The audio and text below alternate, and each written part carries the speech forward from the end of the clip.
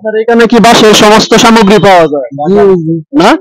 দেখছেন, এই হচ্ছে পানি সেচার জন্য উড়ি বলা হতো, যেটাকে আমাদের ময়মনসিংহের আঞ্চলিক ভাষায় উড়ি বলে থাকি। এইভাবে পানি সেচা হতো, সেটাও এখানে আছে।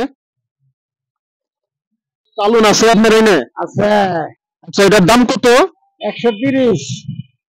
130, আর কম হবে না? 20 টাকা দেব।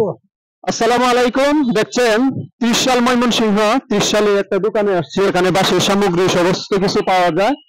বাঁশের সামগ্রী, বাঁশের চালন, তারপর হাদি, আমাদের ময়মনসিংহ আঞ্চলিক ভাষার পোলা, তারপর এই যে এইগুলা বিভিন্ন মানে রকমারি যা যা আইটেম আছে। এই যে খালুই, আমাদের ময়মনসিংহ আঞ্চলিক ভাষায় যে খালুই বলা হতো মাছ ধরার জন্য, ছোট কালুই, বড় কালুই, এগুলা সবকিছু এখানে পাওয়া যায়।